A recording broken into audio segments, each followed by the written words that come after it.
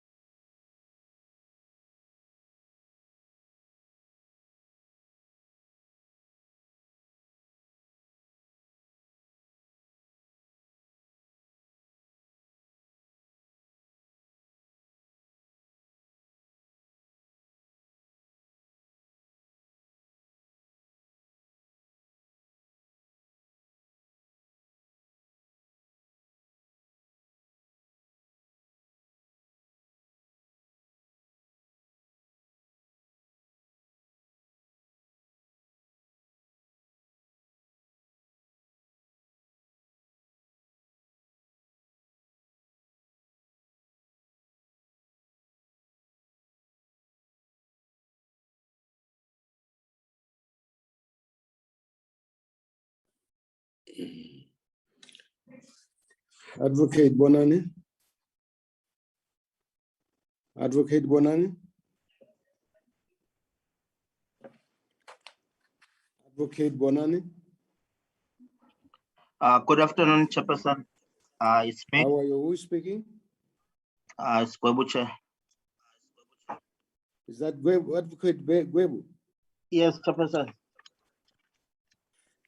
Okay. Can you raise your voice? I don't hear you. Oh, maybe there is something wrong, but can you hear me now? Yeah, now I can hear you. Oh, okay. Good afternoon. Are we ready to start? We are ready, Chairperson. We can start anytime. The quorum is fine. I don't hear you. Okay. Can you hear me your now? Voice. What are you saying? I'm saying we are ready, Chair. We can start. The quorum is fine. Can you hear me? Yeah, I can hear you. Which parties are there any apologies? I don't have any apologies, but I can see, except for the EFF, I don't see EFF, but the ACDP is there. Freedom Front Plus is there. Democratic Alliance is there. You don't see who? The Economic Freedom Fighters. And who else? Other parties seem to be there, Chairperson. Okay. Try and raise your voice. Okay. So that I can hear you, but am I audible? Very audible. I can hear you loud and clear. Advocate? I can hear you, Chairperson. You are audible. Yeah, okay, thank you very much. But I don't see anybody from the ANC there. I saw Honorable Klaba. I also, yeah, he's the one who is here from the ANC. Who is there? Honorable Klaba. Okay. And Honorable Komete is also there. Hello? Honorable Komete is also there. Okay, thanks.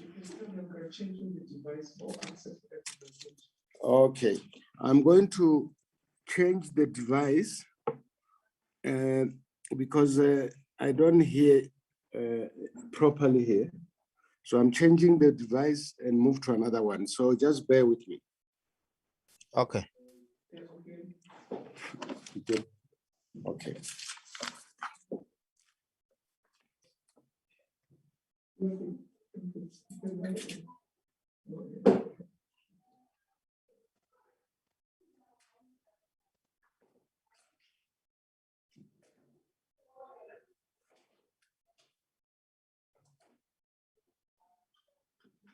know you find this device easier than something. So, it's a touch. It's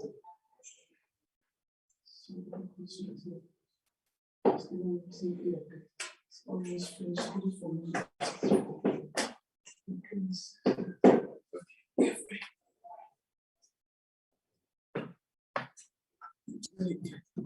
Hello?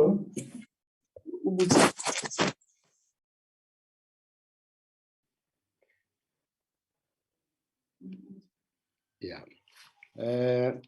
Advocate Gwebu? I'm here, Advocate- Chairperson. Can you hear yeah, me? now I can hear you properly. So can we start now? We can start, Chairperson. We are fine. The quorum is there. Okay. Honorable members and members of the media, welcome to this sitting of the committee,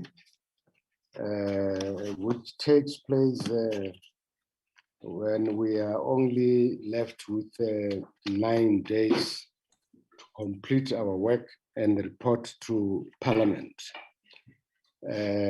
which means that it is not going to be business as usual, where we talk about everything under the sun, but we are going to focus on the critical issues before us.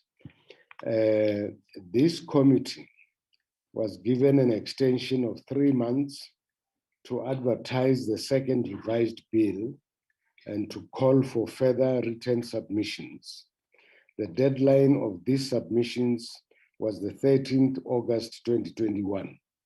More than 140,000 submissions were made. The administration had to work through these submissions and prepare a consolidated report.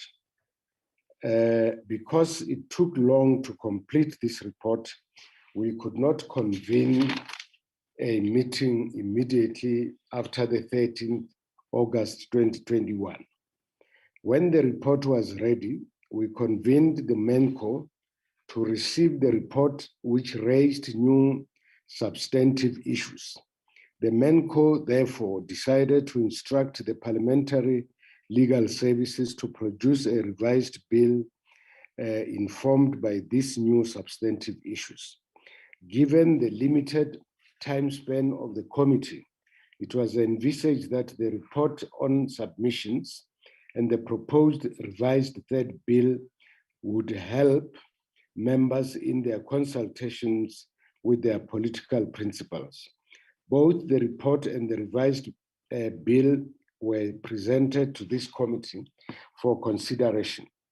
The report was unanimously accepted as a fair summary of the substantive issues raised by the submitters. The revised third draft bill and was just noted and not adopted. It has therefore not prejudiced any party. It only served as a tool for consultation. What is critical at today's meeting is the consideration of the second revised bill in the light of the report,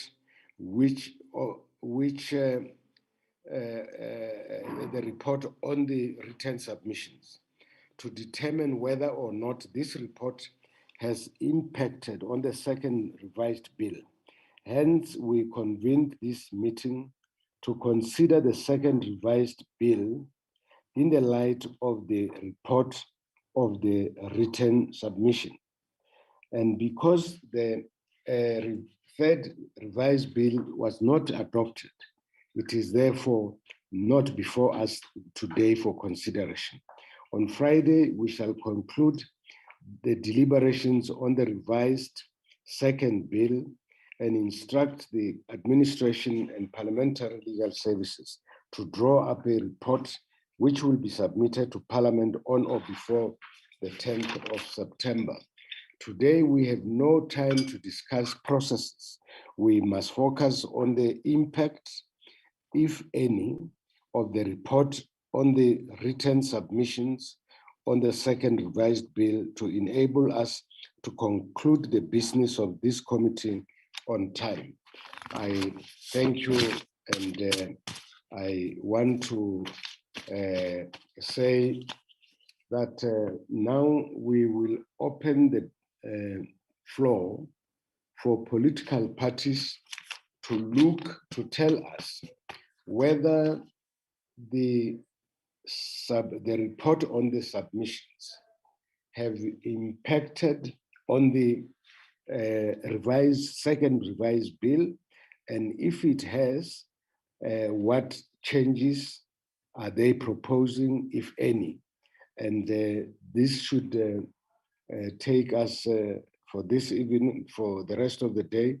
Now on Friday, we will conclude deliberations on the second revised bill, and then instruct the administration to prepare a report for Parliament. I see one hand, Honorable Dr. Lotrich. Thank you very much. Yes, thank you very much, Chairperson. Yes, in terms of the submissions and the report and the recording in progress revised bill, it is quite clear from looking at the submissions that the overwhelming sense and expression in these submissions was that the matters as contained in the revised bill are very problematic, will have serious economic consequences, and that matters such as custodianship are not clear, it is problematic, and could have unintended consequences. And therefore, Chairperson, our position is that going through these submissions and the report, that in fact, the sense that one gets is that the whole bill should be scrapped, and that a report be submitted to the National Assembly, that it is not necessary to amend Section 25, and therefore there is no need for such a bill. Thank you. Thank you, Dr. Lotrich. Honorable Kaba. Yes, good day, Chair, and honorable members. I think there's nothing new in what Honorable Dr. Lotrich is saying, because it's consistent with their position right from the beginning that there is no need for Section 25 to be amended. So maybe I thought in fact she was coming with something completely new. Our view is that as our view is that the bill, Section 25 needed to be amended to make explicit that which is implicit in Section 25. Our view is consistent with the view of Parliament, of the National Assembly, that passed the resolution and joining this committee to do exactly that, amend Section 25 to make it explicit that which is implicit in legislation. Following that resolution, we went about it, introduced the first bill, we took it to the public, the public made written, oral, and submissions. Arising thereof, we considered those submissions and then produced the revised bill. So that revised bill took into account the views of the public. You reminded us, Chair, that our democracy is both participatory and representative. So consistent with the character of our democracy, we took to heart, considered all the submissions, as it were, and then produced the revised bill. Now, we were told by the legal section that the amendments, the proposed amendments, were material and substantive, and that we needed to send the bill back to the public, advertise it again, which we duly did. The bill was advertised, and arising from that exercise, we now have new proposed amendments. So what we are saying, what you are asking us, Chair, to do is to comment on the amendments arising from the public participation process. And our views are known right from the beginning. So, but the question now is whether these amendments are in any way,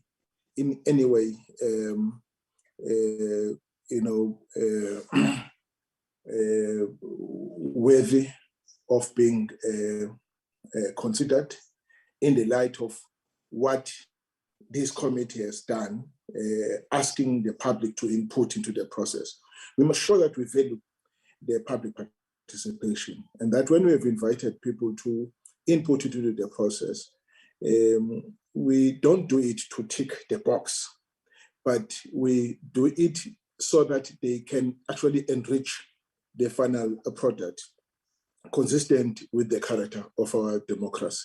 So we are therefore ready to enter into the discussion, as you are now inviting us, Chair, to enter into the discussion on the proposed amendments, and so then present what how we view the amendments as they are coming up. Thank you very much, Chair. Thank you, Honorable Kawa, and may also thank you for taking us a little bit down the memory line so that we know how we arrived here and what are the challenges facing us. Thank you very much for that. I don't see any other hand. Honorable Wayne. Honorable Wayne. Thank you. Thank you, Chair. Chair, I think that like many of the opposition parties, the ACDP has also from the outset expressed its opposition to amending Section 25 of the Constitution. We understand that we have come to this particular place where there is now a draft bill to give effect to that particular amendment. But Chair, the ACDP's position has not changed, and therefore will not be supporting the draft recommendations with regards to the amendment of Section 25 and the bill itself. Thank you, Chair. Thank you, Honorable Wayne. I don't see any other hand. Honorable Dr. Melder.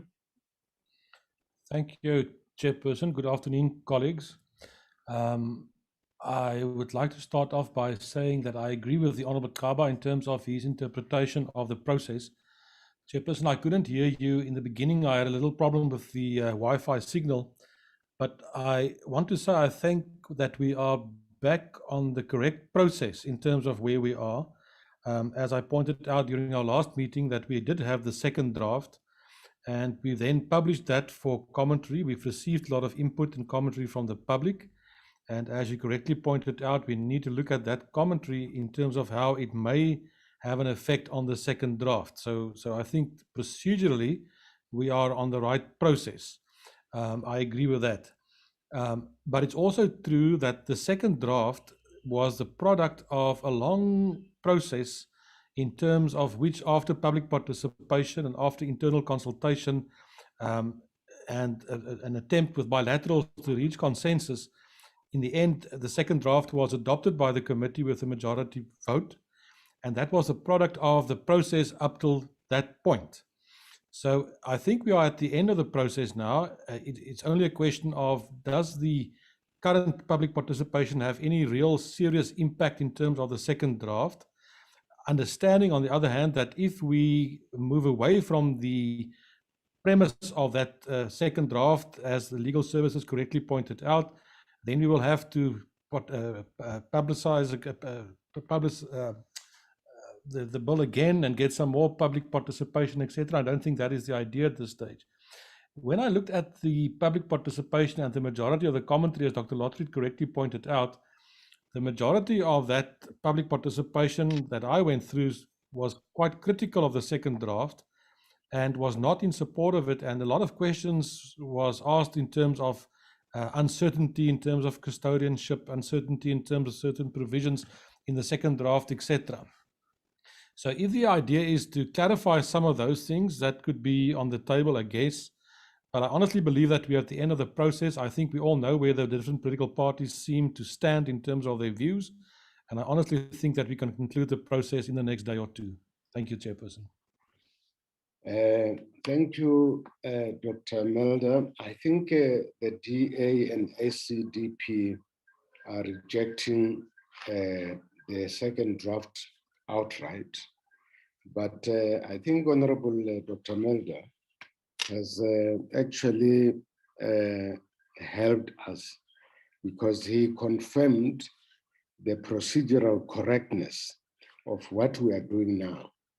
Because we said that the proposed third draft was not adopted by this committee and is therefore not on the agenda.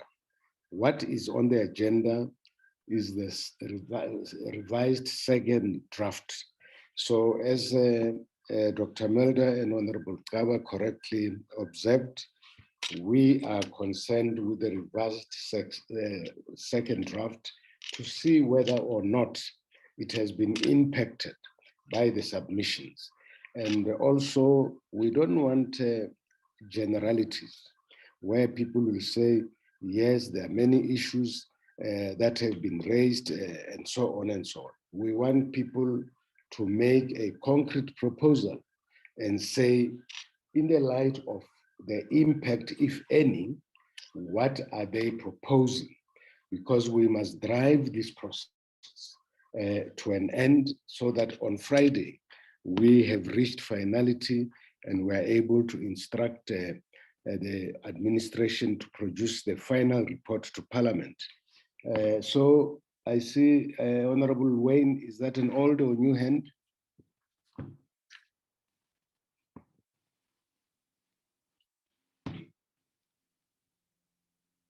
Honorable Wayne? I don't see any other hand. Honorable Kaba? Honorable Kaba? Yes, yes, Prof. I don't see other hands. I want to request you just to take us through and say to us, in your reading of the report, is there any impact that the report is making on the position of your organization? Maybe other people are still thinking, so that we drive these things to an end, focusing just on second draft bill. Yes, thank you very much, Prof. I was going to propose a different approach, Prof, if you don't mind, that we ask the legal section to present clause by clause or areas where there are proposed amendments, and then invite each party to comment. Why I'm saying that it's because last time we did not have the opportunity to ask questions of clarity first before we expressed an opinion on the matter. I don't want to assume that members of this committee, all of them, are fully, or fair, or they understand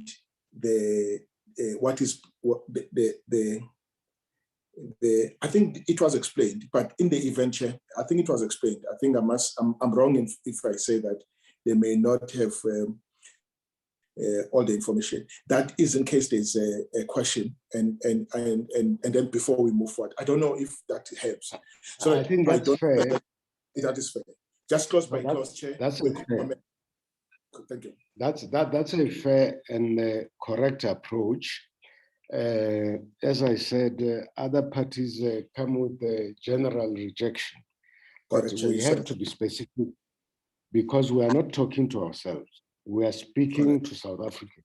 They must know how we arrived at certain positions. So, Dr. Tulisile, are you here? Or the Advocate Charmaine? Chairperson, I can share the document. And let me just see. I just need Vonani or Pilot. Can you just give me permission to share, please?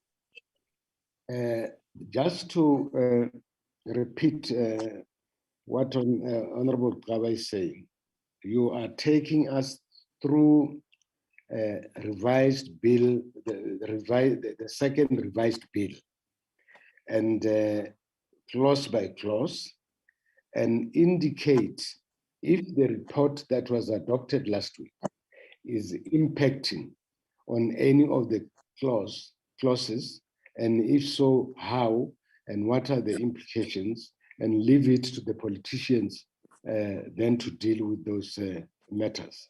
So strictly revised bill, the second revised bill. Okay, I will do so. Apologies.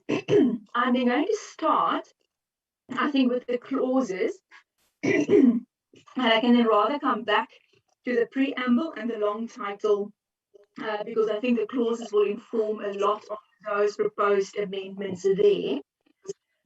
Chair, the first couple of proposals related to the first clause, paragraph A, clause 1, paragraph A. And I think the first one that could be discussed by the committee is the removal of improvements. In other words, that expropriation for where compensation may be nil does not, in fact, expressly include improvements. It doesn't mean that it excludes it, but it will not expressly include it. And the second proposal on this specific paragraph is the exclusion of communal land held by or for the benefit of a traditional community. This is the one that is a substantive amendment. It will have to be advertised. The amendment to remove improvements will not have to be advertised. The last proposal on this paragraph is to include in accordance with subsection 3A, but this can only be done once we have dealt with 3A. So my proposal and suggestion to this committee would be on this specific paragraph to discuss the two issues only, namely removing improvements and excluding communal land, specifically from where compensation is nil. Chair, should I pause there and then the committee can first discuss, or should I go through? Wait. Honorable members, I think we should do as proposed, clause by clause. Can we stop here and get the parties to comment on these two issues raised, and then we move to the next clause? Is that Honorable Kaba? Yes, it is in order, Chair. Okay, fine. Anyone who wants to come in? Can I comment, Chair? Certainly. Thanks. Right. Just on the proposed removal of the words any improvements thereon, on the basis that as was argued or submitted by Advocate Charmaine van der Merwe previously, that the doctrine of our law makes a presumption that land include any improvement on it. In other words, fixed improvements on it. And but then he says, so even if we remove the improvements thereon, it doesn't affect the substance, as it were. But Chair, our comment is that because we are making it explicit, that which is implicit, I would still prefer that we keep it, we retain those words and any improvements thereon, because it puts the section beyond any doubt as to what we are talking about. Notwithstanding what Advocate Charmaine van der Merwe said, that even if we don't mention those words, they are implicit given the doctrine of our law. So therefore, I still stand by that. Let's include it, because it doesn't change anything, and but it's good when it is there, because our task, as it were, is to make it explicit. And in my view, this is explicit enough what is the intention of the committee is in relation to this matter. Let me now move to the second point, Chair, because it's on the same clause. It's on the communal land, the inclusion of the words other than communal land held by or for the benefit of a traditional community.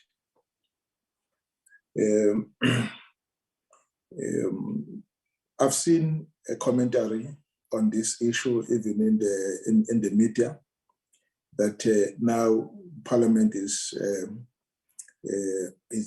proposing excluding communal land from expropriation. The intention of Section 25. There's nowhere where it could be interpreted to mean that communal land is capable of being expropriated. There's nothing in Section 25 that makes a communal land capable for expropriation by government.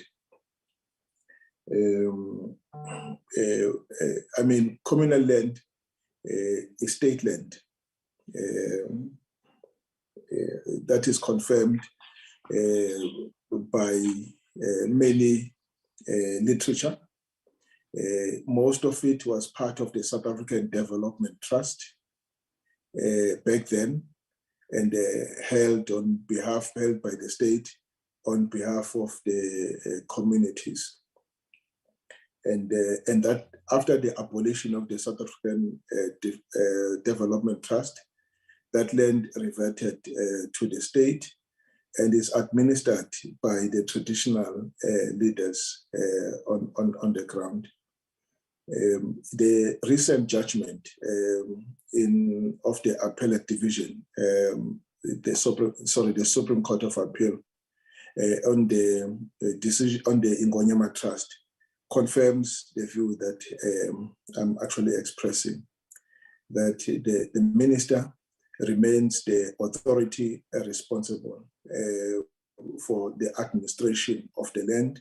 Safe to say that that responsibility was delegated to the to the traditional leaders. I'm trying to steer away from the debate as to whether the state must give title to traditional leaders or not. I'm staying away from the debate. I know that the traditional leaders are actually saying that, look, we want full title to all the land under our own jurisdiction. That's what they are saying. I'm not getting into that, but I'm saying, I'm actually stating the legal position as it is at the moment. So that's one part, that this section was never intended to look at that. And then the second point, I mean, to expand access, because the objectives behind this is land reform to expand access. Now, what purpose is served by taking land away from the traditional leaders if the intention for land reform is to expand access? In other words, you take land, redistribute it so that you actually make land equitably, you make it possible that people have equitable access to land. So I'm saying that I don't think that really communal land, as it were, features in this debate. Even if we leave it out, I would propose that we leave it out, because they anyway, they represent less than 20%, in fact, less than 10% of the land, and save the land that has been returned back to people via restitution, which increased the land from 10% to whatever percentage. But in this case, we want land for people who do not have land. We want people who do not have land. In other words, we want land to address land hunger. People who are hungry for land are in those areas of the traditional communities and in the townships as well. Chair, thank you very much. So basically, my suggestion takes us back to the earlier provision that was published in the second draft to say that let's retain it as is. And thank you very much. I've actually addressed two issues. I've addressed the improvements thereon. I've also addressed the issue of communal land. I will come back to the issue of in accordance with subsection 3A, because Charmaine has advised us to deal with that part when we deal with section 3A, because they talk to each other. Thank you so much. Thank you, Honorable Kaba. I'm particularly happy about your exposition of the position of communal land, that actually our process of amendment doesn't have anything to deal with that, but it may have arisen because people don't know the legal position as you have outlined it. So I think that is very, very helpful.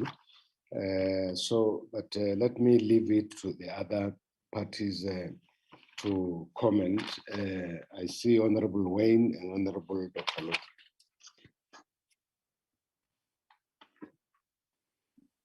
Apologies, Chair, that was an old hand, so no comment from the ACDP. Thank you, Chair. Thank you very much. Honorable Dr. Lotrich. Thank you, Chairperson. Well, the deletion there of any improvements thereon is in line with what we would support. We were never in support of including that. So we would support that. However, one has to read that with subsection 3A, and therefore we can't support it. The second part of the communal land, we do not support. In the submissions, there was only one submission that referred to that, so it is not quite clear why that particular submission or proposal in that submission made it into this revised bill. So in essence then, Chairperson, the DA does not support this particular clause. I really don't understand what is that you don't support, because Honorable Kaba, in my view, correctly says this desired amendment has nothing to do with communal land, because that is already state land. Now, if you say the state must go and expropriate what is already in their hands, it would be irrational. So what is it that you are not agreeing with? Chairperson, I am talking on behalf of the DA in terms of this clause now put to us. I'm not referring to Honorable Kaba. His word isn't the final word. I'm giving our view on this particular clause, and we do not support it. Okay. No, thank you. Thank you very much. And then your other comment we'll deal with when we come to subsection 3A. Honorable Melder. Yes, thank you, Chairperson. I'll try to be brief. I think it's not that simple just to say that the whole process and Section 25 excludes the whole notion of communal land and the whole position of traditional leaders. Quite obviously, the question would then be, why do we have to consult the traditional leaders if all property that they are in charge of belongs to the state in any case, if that's the correct interpretation? I think many of them may differ from that, but that's a different debate altogether. I understand that Honorable Kaba's position is that communal land should be excluded because he argues that it's already part of Section 25, that it is excluded. I've got a different view, but that's not important. The second one is I would like to refer to the whole question and the doctrine in terms of improvements thereon, in terms of land. Yes, it may be so that improvements under certain circumstances are seen to be part of the land, etc. But in the current situation where we are talking about expropriation without compensation, obviously this is going to make it just worse for people whose property is being expropriated. One could have had the argument to say, well, you're going to lose your land, but at least you will be compensated for the improvements you've made. If we do it this way, then obviously the message is quite clear. You're not only going to lose your land, but all those nice improvements you've made, you are going to get no value for that as well. So practically it's going to make it worse. We will obviously not support the clause. Thank you, Honorable Dr. Melder. Any other hand? Chair. Yes, Honorable Kaba. Let me just comment on the remarks made by Dr. Melder on the issue of improvements on the property on land versus land as land. See, this improvements, this land. I mean, this clause talks to the evaluate that it can only be, in other words, it says land and improvements and any improvements thereon can only be expropriated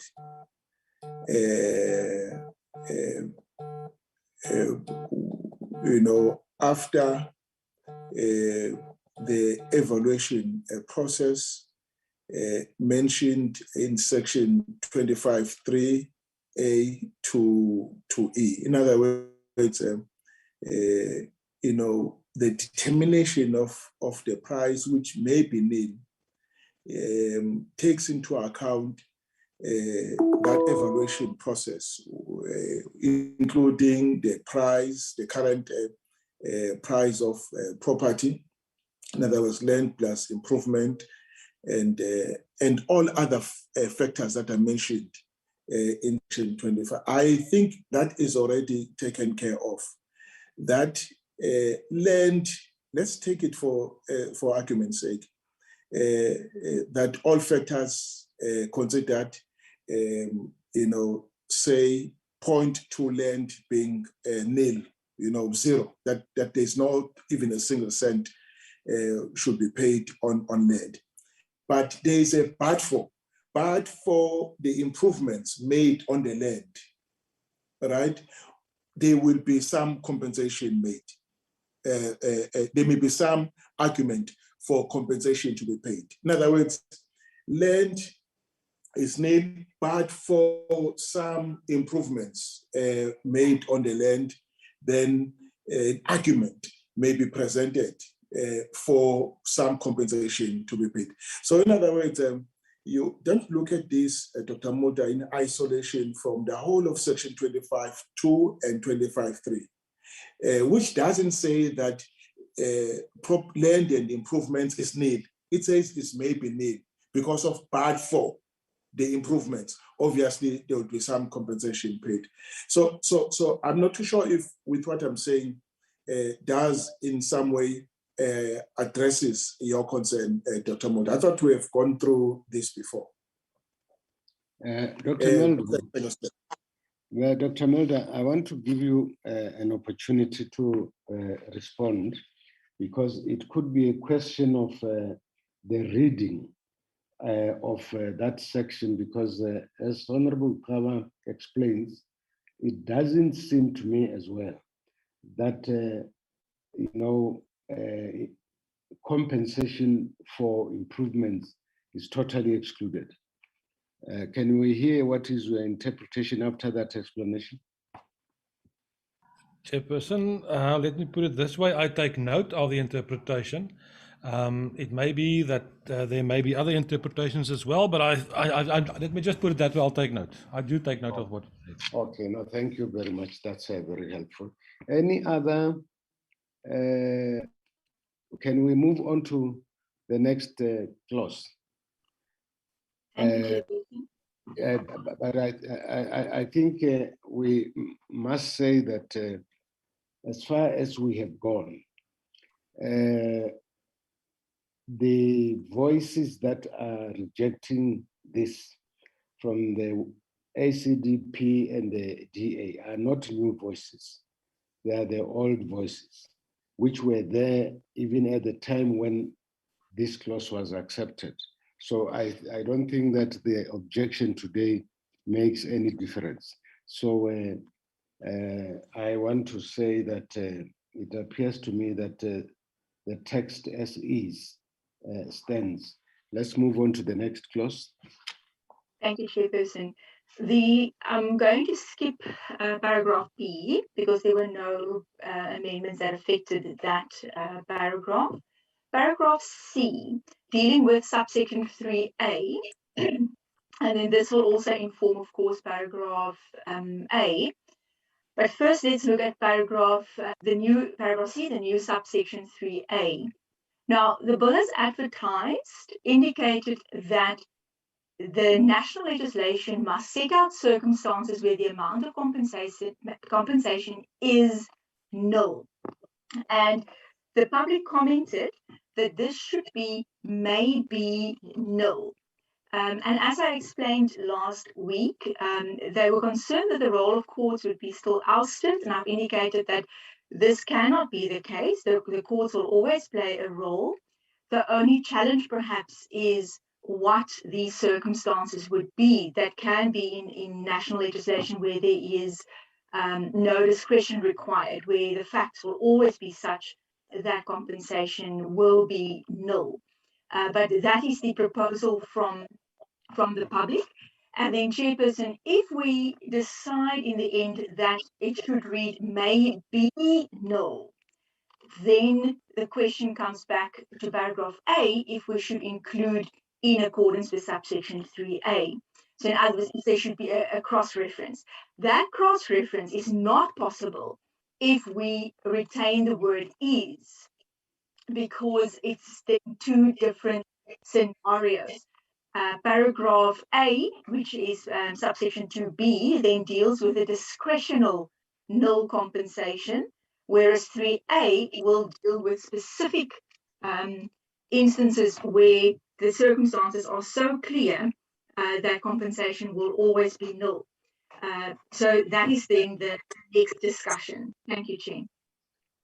Advocate van der Merwe, I just want to be clarified, and I hope that clarity will help others as well, that when the Constitution provides for an enabling legislation, you cannot at the same, in my view, you cannot at the same time deal with the content of that enabling legislation, because our task now is not to draft an enabling legislation. That is another process which will follow after the adoption of after the amendment of Section 25. Can you just clarify us why should we get into the circumstances of the enabling legislation? While I agree with you that we are not going to look at the actual wording of the national legislation in this discussion, it is for this committee to decide what it wants that national legislation to do. So if this committee wants national legislation to set out circumstances that will act in addition to those in subsection 3 almost, that a court would say, oh, I see, the following circumstances are in fact present, and therefore I should perhaps look more towards nil compensation than I would have otherwise. Or does the committee want a situation in national legislation where national legislation will say, look, the following circumstances will always result in nil compensation. And if it is the latter, always resulting in nil compensation, in other words, there's no discretion required, it is always clear that this is going to be nil compensation, then the wording of subsection 3A will be is.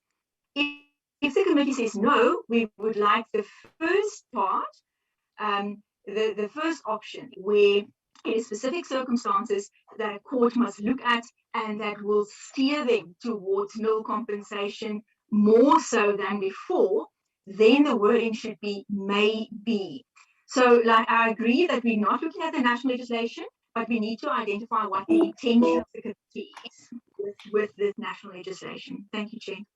No, thank you very much. I think you have made the case absolutely clear, and then I can call on the members to comment on.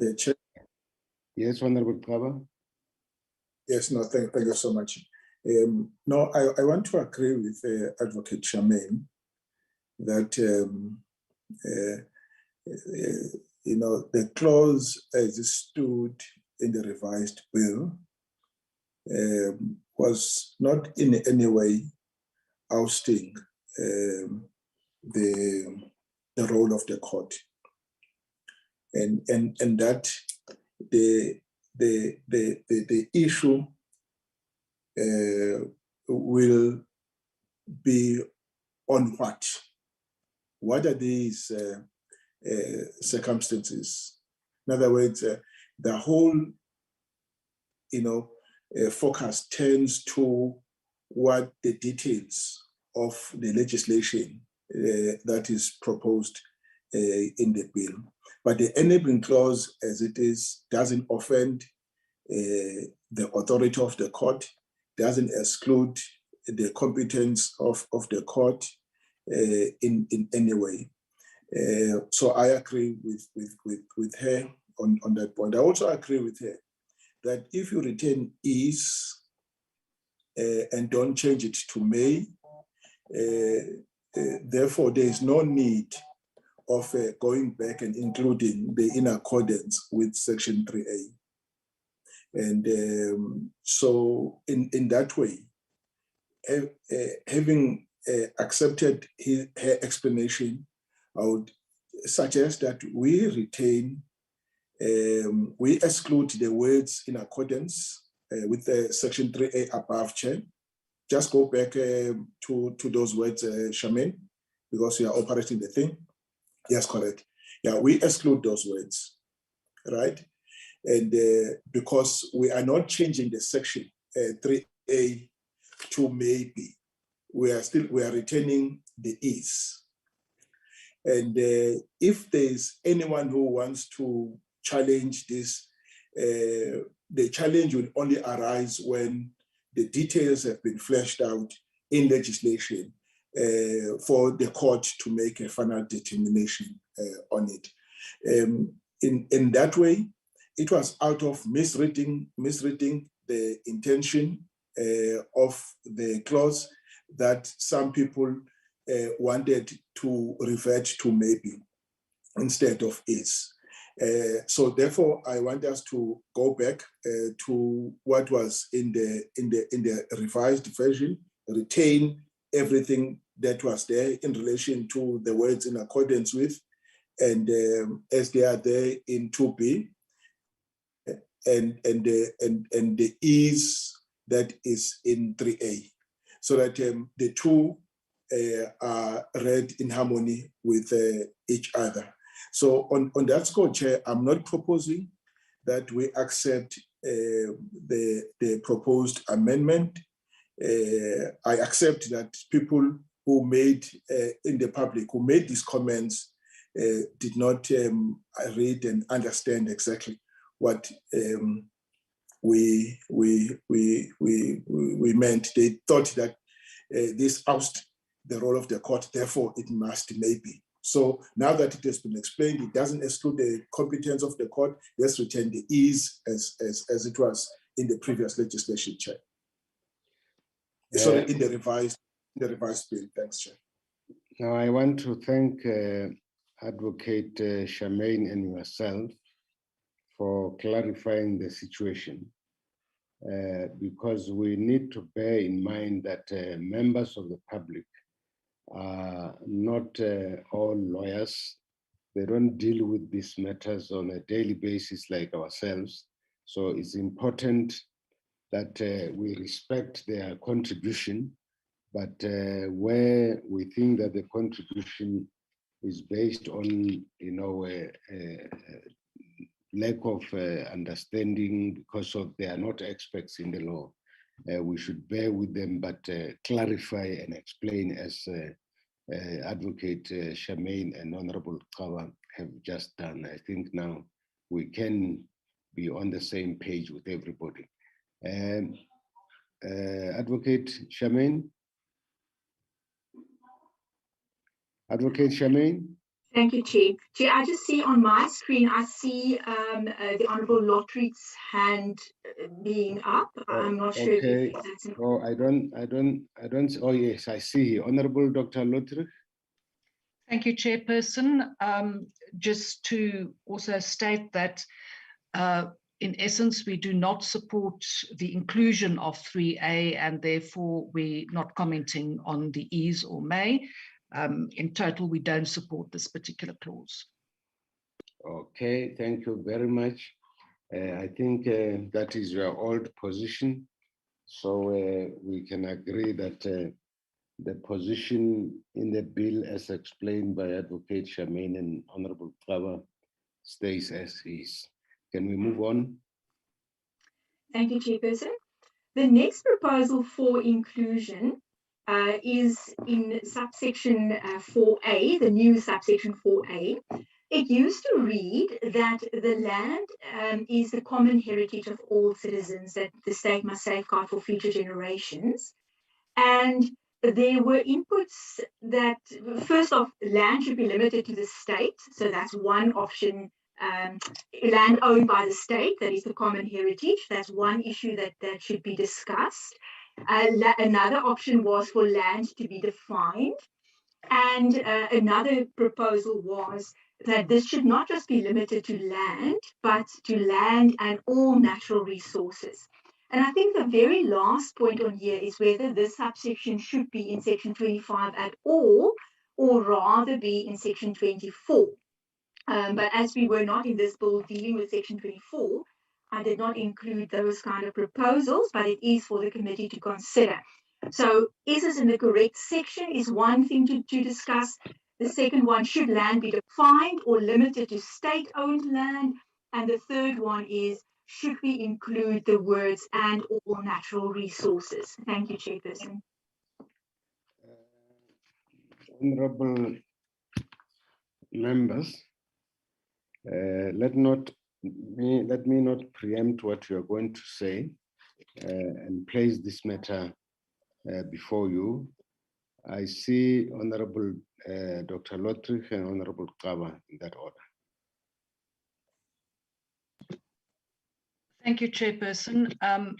Yes, our position is in terms of this particular clause that we do not support it. We think it is outside of the initial or original mandate of this committee and that it would be better suited elsewhere. Thank you. Okay, Honorable Kaba. Yes, and thank you very much, Chair. I understand exactly where the confusion is, and that makes Advocate Charmaine to think that this section should belong to Section 24 of the Constitution. But because we are not dealing with Section 24, then therefore, she makes she proposes another way out, maybe of defining the word land. That's what she proposes. I think she is her reading of the public submission. I agree. She is right. The problem, like you state, Chair, that people are not lawyers. And sometimes when they read a section, they don't go back to the principal act, in this case, the Constitution, to see what are other clauses saying on this particular matter, so that any amendment you propose doesn't stand in conflict with other clauses that are in the principal act. As it were, if you look at Section 2024, Chair, read it as a whole, it does talk to natural resources. Everyone has the right, to have the environment protected for the benefit of present and future generations through reasonable legislative and other measures. That 3, in other words, 24B3, that secure ecological sustainable development and use of natural resources while promoting justifiable economic and social development. In other words, now, anyone who reads this will immediately conclude that this it doesn't belong here. If there was any need to make any amendment, that amendment may be best suited under Section 24 of the Constitution. In that context, we will not support that we include the words all natural resources are, because having those words in this section, proposed Section 4A, will actually make the reading of Section 24 difficult to reconcile with this section that we are this proposed amendments that we are discussing. So we must not create a conflict between two sections of the same act, in this case, the Constitution. We must not do that. We must avoid that as far as is possible. In that way, the ANC will not support the inclusion of the words and all natural resources. And I want to leave it at that for now. Thanks. Honorable members, I think we should agree that the question of natural resources has been dealt with elsewhere. Also, there is an enabling legislation dealing with that. So if we include that here, as Honorable Kaba is saying, we actually create conflict between two sections of the same constitutions. And what would be the purpose of the inclusion of natural resources which are adequately dealt with elsewhere? So I think we must agree with the position as advanced by Honorable Kawa and leave the matter as he proposed. Honorable, Advocate Charmaine. Thank you, Chairperson. Then I will move to the next paragraph E. And this is the one that deals with state custodianship. Chairperson, the comments here from the public was that state custodianship and certain land is not clear enough. These two terms aren't clear enough. We could add a definition. That is what one of the proposals. Another concern rather that was raised is that by the inclusion of the word state custodianship in the sentence, in other words, to foster conditions which enable state custodianship in order for citizens to gain access to land on an equitable basis, that this is actually binding the hands of the state in that no other measures will be possible. So the state will, in all the measures and legislative measures that will be taken that deals with citizens to gain access to land on an equitable basis, state custodianship will have to be part of that process. So that is correct. I agree with that interpretation. The question, of course, is that the intention? Is that what we want? And if that is what the committee wants, then the wording is correct to include state custodianship there. The other proposal that was made was to change the word equitable here to fair and appropriate, and to change state with government. Chair, I don't really see the rationale for that, really. I think it's just playing around with words. Equitable has received, it has a lot of already established case law that speaks to what is equitable. And it's not necessarily always the same as fair and appropriate.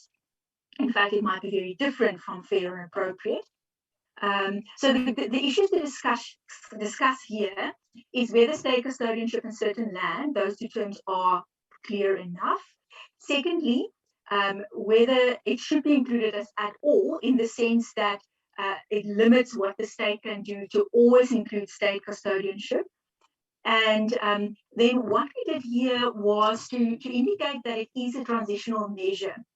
In other words, state custodianship of certain land as a transitional measure.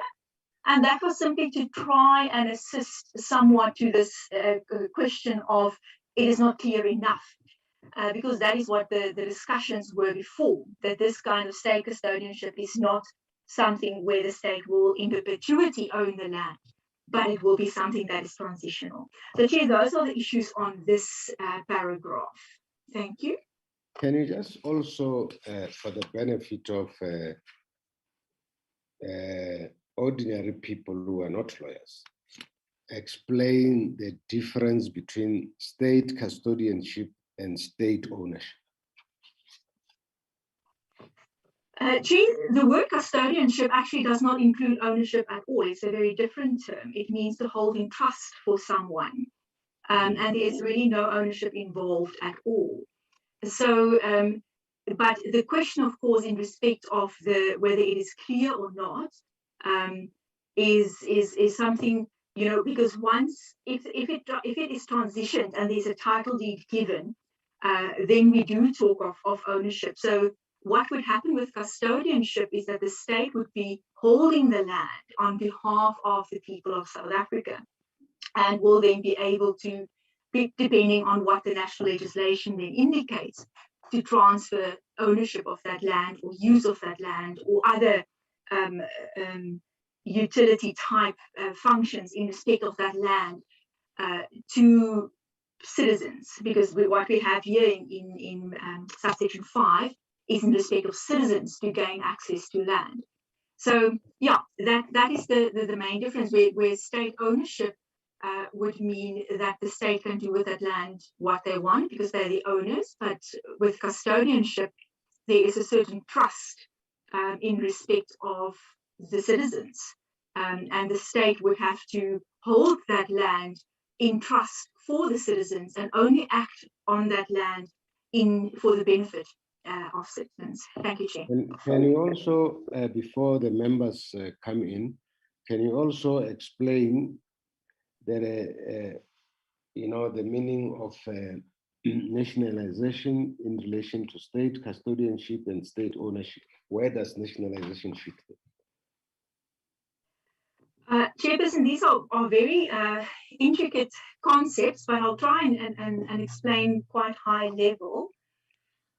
So nationalization will indicate a final control from the state side. So in other words, there will not be any private ownership at all. But again, it depends on what the wording is, because the concept cannot just be explained in itself. But if we say, for instance, we talk about state custodianship of land, we talk about state ownership of land, and we're talking about nationalization of land.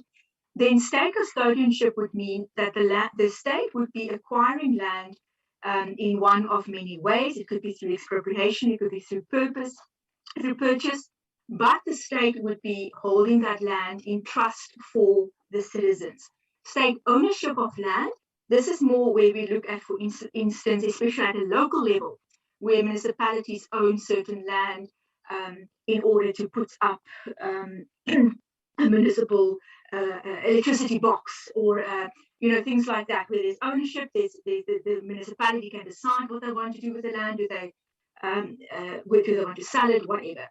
And the nationalization is where the ability to have private ownership is removed. So state custodianship does not exclude that, but nationalization would. Thank you, Chair. Thank you very much. And honorable members, I guess you'll bear with me. I focus on these concepts because we are dealing with the masses of the country. Some of them have not gone to school. So I want to make sure that as we debate, we are taking everybody along so that we don't make laws which are above the heads of the people. Thank you, Advocate Charmaine. Now I will open to Honorable Dr. Lotrich and then Honorable Cyril Kaba. Thank you, Chairperson. Yes, we were against the whole issue of state custodianship being included in Section 25 and specifically in Subsection 5. And the reason for that is that it creates a situation where, with unintended consequences. We have said previously, we don't know exactly what the economic impact of all of this will be.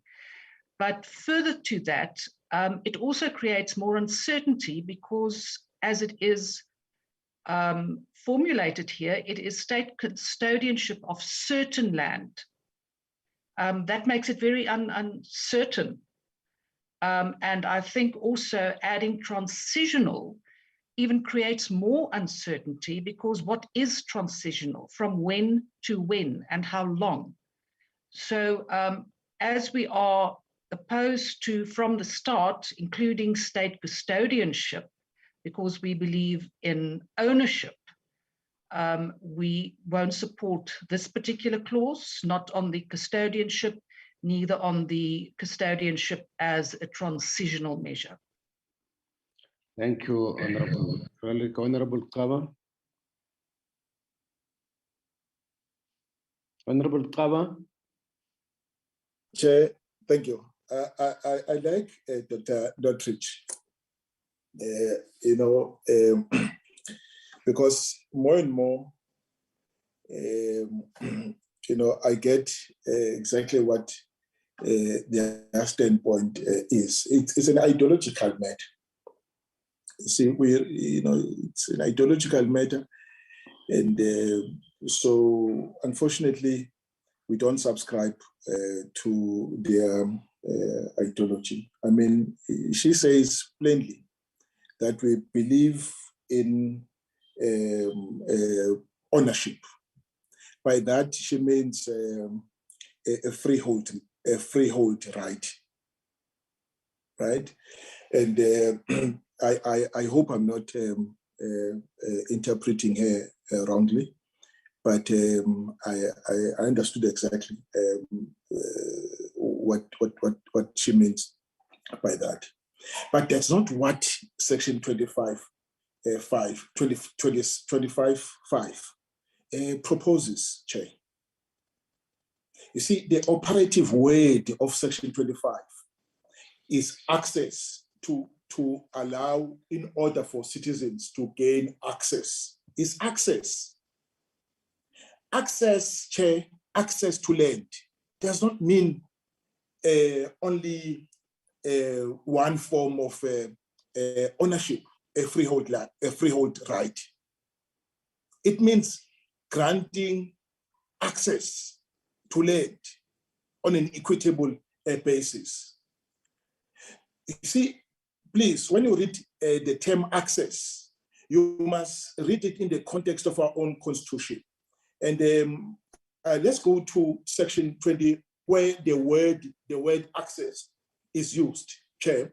It's used in many sections, well, in more than 3 or 4 sections. But I'll just highlight a few sections where the word access is used as different from giving a right, a right, an outright right. You know, Section 26 of the Constitution deals with housing. It's 26.1. It says everyone has the right to have access to adequate housing.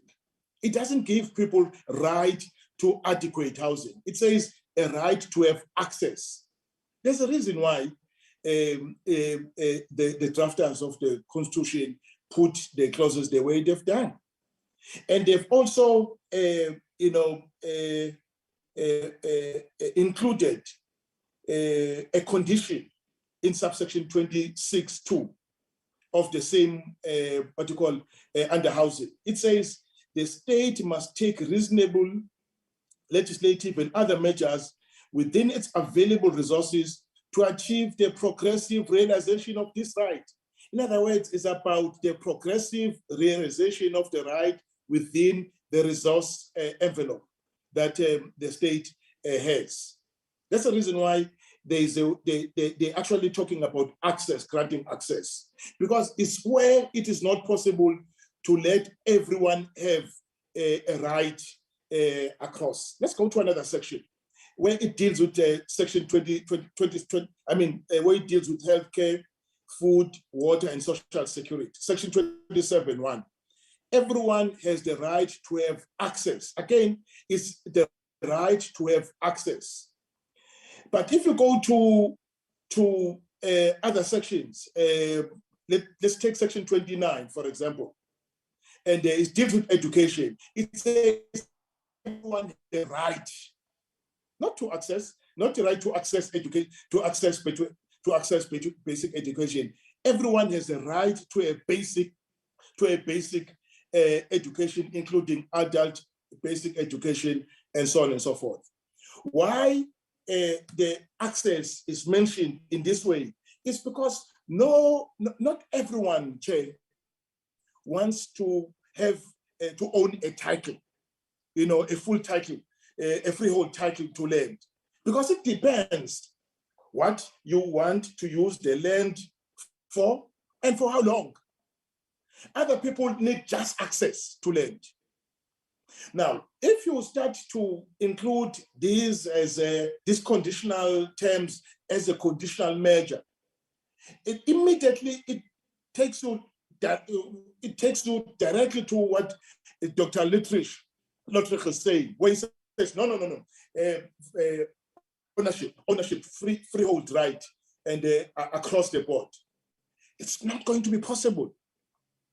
It's not everyone who wants land a freehold right.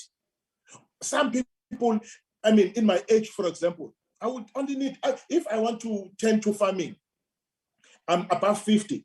I would only need access to land for farming, make profit, and then on condition that the states give me a reasonable leasehold period. That will actually make me to even go to the bank and secure loan against the what you call the lease, as it were. In other words, I need the purpose for which I want the land is farming. 1, 2, for how long? For as long as I live. I don't think I'll live longer than 20 years. If I'm lucky, it would be 20 years and a bit more. So I don't need to own. Yes, come on, Jack. You are not God. Oh, yeah, yes, live as much as you want. It may be 100 up to 100. No, thank you, Chair. But therefore, Chair, I don't want to own the land, a freehold right when I can be given access. That will take me for as long as I would still be able to do farming. I mean, 20 years may be sufficient. At least a 20-year lease may be sufficient. That's access we're talking about, which is opposed to a freehold right. I don't need a freehold right. Like I said, it depends what determines the need for land. It's what you want to use the land for and for how long. That's the reason why the issue of as a transitional measure, it states exactly what Lottridge is saying, because they don't want the state to hold land that it would make it available for people to have access to without giving it away to them outright. So through this section, Chair, this section 25, the state is not limited and to one possible means of making land available to people. It opens up a number of avenues. 1, giving land away on a freehold right, also giving land on a leasehold right, or any other means possible that would make it possible for people to have access to land on an equitable basis. So any suggestion to include this as a transitional measure and is actually limiting the ambit of section 25.5. On those bases, Chair, the ANC will not support the addition of the words as a transitional measure, and it's ideological, is obviously for those who look at only one form of ownership, that is freehold ownership. And so, Chair, on those bases, we don't support the inclusion. Thanks. Honorable Kaba, it may be that the word transitional measure was used for want of a better term. But I think now we need, if you don't agree with that term, can you suggest some other term? Because maybe those who use that term didn't know which other term to use. Have you thought about another substitute for that term? Because theoretically, you have explained the situation very well, but we need the language that can capture that explanation. Custodianship is transitional in nature. You know, like you have asked Charmaine to explain it. She said does not mean state owning the land in perpetuity. It actually means the state holding the land on behalf of the people, so that they can gain access to the land. So our opposition to the inclusion of the words Chair as a transitional measure, it limits the state to only one form of, it limits the state to granting only one form of ownership, that is freehold. And remove it, the ANC is happy, and at least the state will determine. Remember, Chair, we are going to draft legislation Let's not burden this clause, is an enabling clause. Let's not burden this clause with details that will be in legislation. Legislation will then determine how long must the state hold the land on behalf of the people, and so on and so forth. You know, so you agree with me? No, proceed. No, yes. I want to say that. I'm actually saying, Chair. Chair? Yeah, proceed. Yeah, I'm actually saying, Chair, we are drafting an enabling legislation. Let's not, in doing it, an enabling clause. Let's not, in dealing with it, restrict the measures that the state may, the measures that may be available to the state to enable people to gain access to land on an equitable basis. Let's not do that. Let that be in legislation. Let all these details, whether it's a transitional measure, if it's a transitional measure, for how long, and so on and so forth, be in legislation, as it were. So I'm saying that even if you don't include this land, legislation may find it if the minister or parliament, when they draft legislation, believe that we've got to limit the period, do it in legislation, as it were. Thank you so much. Thank you. I think even those who may look at this matter from an ideological standpoint, the situation as it exists and what has been coming through is that we should have multiple forms of ownership. So if the word transitional measure limits the scope of the state, then it would not be in line with what we have all been saying, that we want to allow more than one form of ownership. So I think we must just get the drafters to remove that transitional measure and find a better way of expressing it, and then we move forward. Chairperson? Yes? Chairperson, Honourable Taba said quite a few things and implying things that I said, which I would just like to correct. Thank you very much. Honourable, well, through you, Chair, if one reads Section 25(5) as is in the Constitution at the moment, and which is the version that we support, it says the state must take reasonable legislative and other measures within its available resources to foster conditions which enable citizens to gain access to land on an equitable basis. And that is the thing. Conditions to enable citizens to gain access to land. Not only one way, because if you read the revised bill now, it reads to foster conditions which enable state custodianship. And it's, in other words, limiting. We would prefer it to be wider, as is in the Constitution at the moment. So it is, in fact, to create more opportunities for equitable land access than purely now focusing on custodianship. Thank you, Chairperson. Thank you. Advocate Shamin, I think the DA are not saying something new. They're just confirming their old position, which does not change the advertised bill. Thank you. Shall I move? Yes, proceed. Thank you, Chairperson. Then the last proposal, Chair, is a new inclusion. It will constitute a material amendment. And from our office, like I said last week, we would advise that the House be requested for extension of the scope of the bill, and it will have to be advertised. And the amendment simply, Chair, is in subsection 7 to remove the date 19 June 1913. Now, Advocate Shamin. Yes, Chairperson. We said that subsection is not in the second revised bill, and therefore is not before us now, because it is contained in the proposed third amendment bill which was not approved by this committee. So we cannot entertain it now.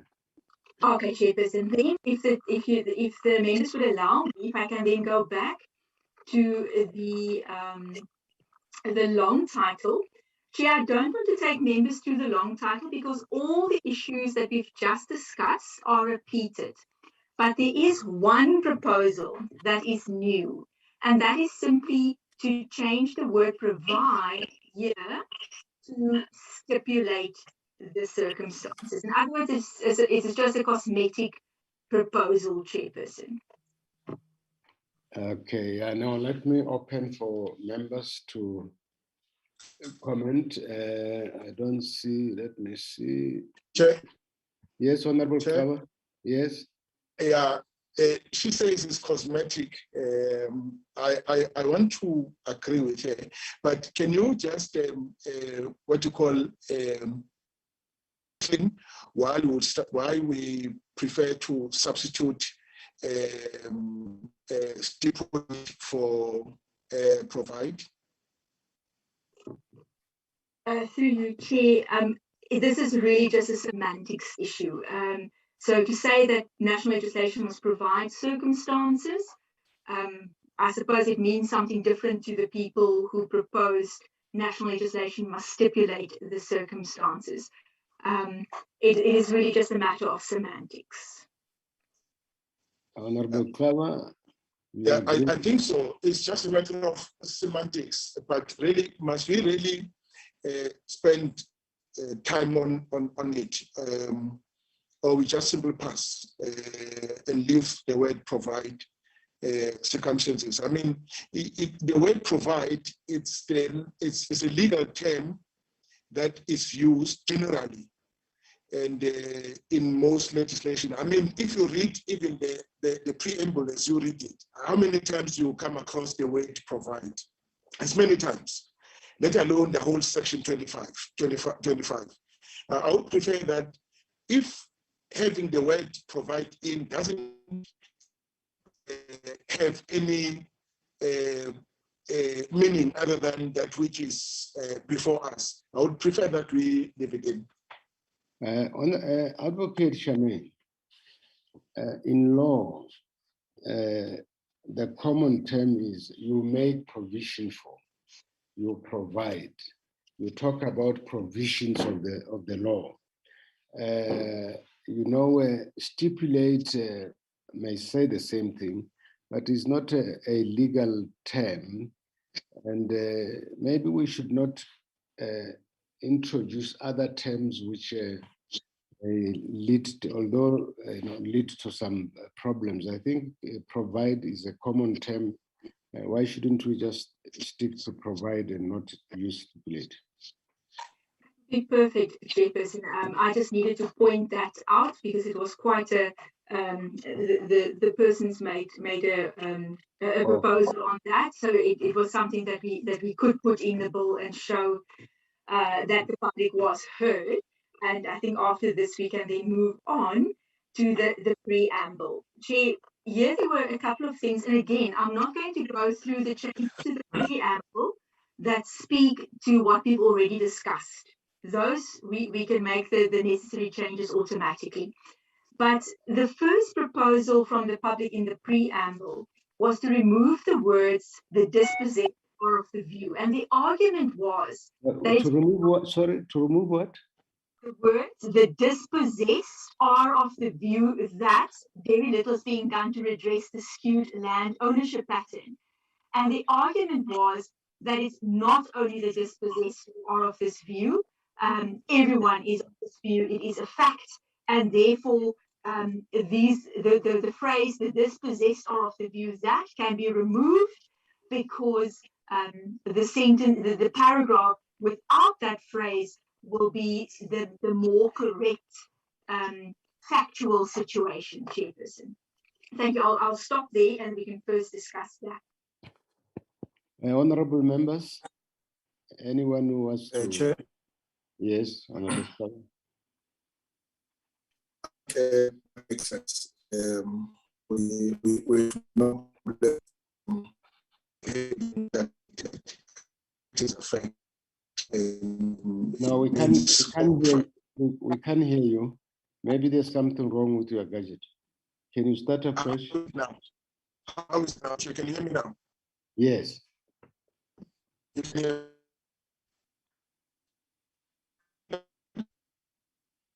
It appears to be mute. Honorable Kaba? Can you hear me? Hello?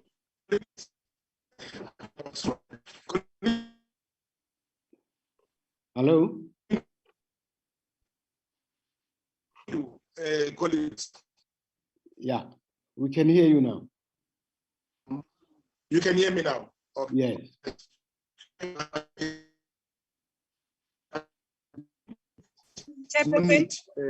Yes. I was going to request that from Honorable Fava to switch off his video because on our side we cannot hear what he's saying. Maybe it will better the connectivity. Thank you, Chair. Thank you, Honorable Mahlatsi. Honorable Kawa, can you? Yes, how is the Chair now? Yeah, now we can hear you. Thank you so much. Chair, very much. The ANC agrees with the proposal made by Charmaine. It makes sense. It's a fact that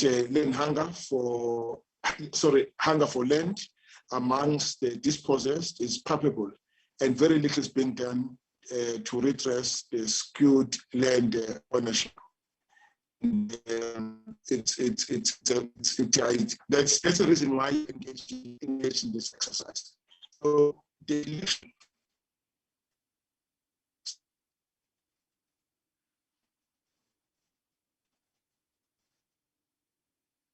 I'm sure it's by Dr. Leptich and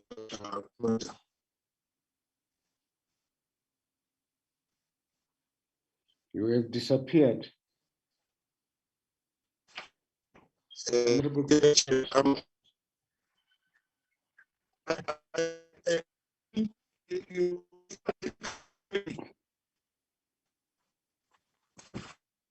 You have disappeared. Okay. I don't know now. The Honorable Kaba has not been audible at all. Maybe if we can repeat when the network is better. Okay. Can I change my position, Chair? Okay. Can you hear me now? Yeah, we certainly. It's better. Yes. No. We are saying the ANC supports the deletion as proposed by Advocate Charmaine van der Merwe. Okay, thank you very much. Advocate Charmaine. Thank you, Chairperson. I will then move on. The second paragraph, there was no issues. The third paragraph, the changes have already been discussed, so I'm not going to stop there. And the fourth paragraph, the only two proposals here that needs discussion, because the rest have already been discussed, is the removal of the word productive before participants. And the argument was that not all people want land or access to land for the purpose of being productive. In other words, ensuring that there's food production on it. And then tied in with this is to not only say security and agricultural reform programs, but to say participants in ownership, food security, agricultural and other land reform programs. In other words, to make it clear that land reform is not limited to persons who will be productive on the land, and that there could be other land reform other than agricultural. So, Chair, those are the two, and I think those are the last two for discussion. Honorable members, anyone who wants to comment on that?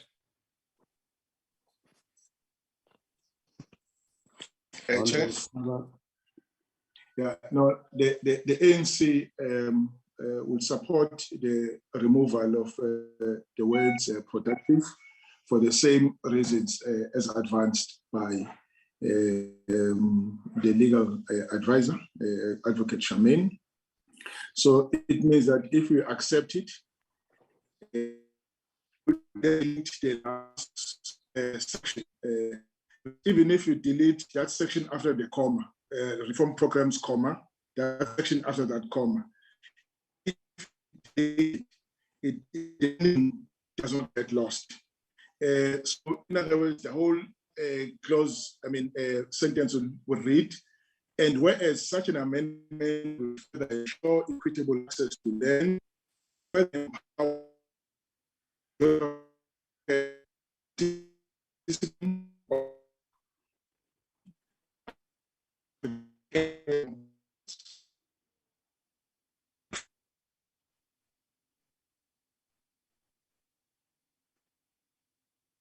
or if it is a place for a comma, we leave it a comma. You can then delete the other words that come after the reform programs. Because it starts to, I don't know, maybe just before we say that as ANC, do we have any reason why we should add these words, Shamin? Okay, I must be honest, I did not hear everything. I think I understood that we will delete productive, and the question is now to include other land reforms. If I understand that right, it is simply a proposal, and the argument was that expropriation and land reform is not only in respect of agricultural reform. Keep in mind that a preamble does not create obligations or rights. It is simply setting the scene for the bill that will follow. So to some extent, whether we include it or not, the gist of this preamble is there. But of course, it is for this committee to say, no, we want to refine it. We want to make it exactly say what it is that we're trying to achieve. So the inclusion of other land reform would simply be to say, yes, we agree that this whole access to land could be for other types of land reform as well. But if we don't include and other reform programs, it will not change the meaning of Section 25. And Section 25 will still be applicable to all forms of land reform. Chair, no, I was actually saying, Chair, we support that up until land reform programs. And other land reform programs. Yeah, then we end there. We support everything before that. Okay. Yes, this portion here, Chair, was something that I didn't even want to discuss because we've already discussed it. It was simply consequential from other amendments made in the bill, Chair. And I think that is in all the changes that we could capture from the public and reflect in the bill. Honorable members, let me say again that we agreed to look on the revised second bill in the light of the report on the submissions, and we have done that clause by clause. And what we have dealt with now does not require any advertisement and anything. And my view is that we should allow legal services to go and make the adjustments that came out of this discussion. And when we meet on Friday, we must adopt or reject the bill clause by clause. But so far as what happened today, I don't find any real deviation from revised bill, second revised bill. But still, we still need to factor in the little changes here and there, polish it, clean it, and then we put it before the honorable members for adoption. And after that adoption, then we can instruct the administration to prepare a report which must go to Parliament. And depending on how fast they will work, we will set the date of the next meeting. We can't set it now because I will have to be in touch with them to see how far they are and maybe recommend that the latest by Wednesday next week, they must have done their report on the Thursday, Wednesday or Thursday, must have done the report. We go through the report.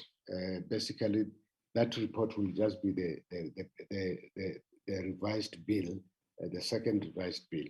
So, but I stand to be corrected. Anyone who wants to have a bite on this?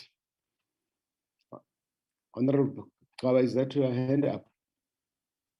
May I propose that we agree on Wednesday and Thursday and firm those 2 dates up? That is if on Wednesday and for some reason we don't complete our work, at least we still have Friday to polish it up and conclude everything else. Okay. No, I think we'll accept. Is that supported? We will accept and move on that basis. Honorable members, I guess we have come to the conclusion of our business of the day. You agree? Long live the chair. Oh, long live honorable members, honorable Matlhatsi, but I hear someone in the background who sounds like Honorable Lesoma. Is that you? Okay, the meeting is adjourned, and look after yourselves. We are reaching the conclusion of our business, and this would be a great achievement, and I want all of you to be safe and alive so that you can witness the achievement of your hard work. Thank you very much.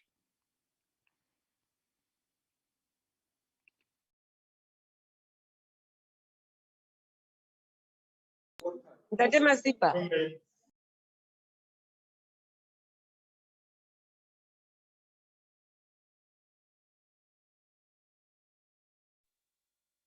What is your trouble? DK? Ntate Masipa?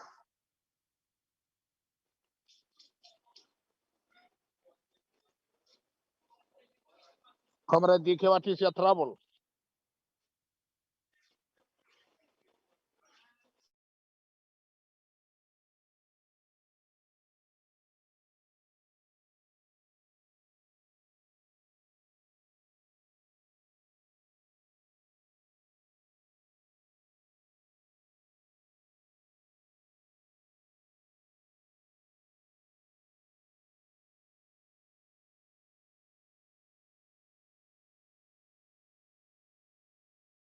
Recording stopped.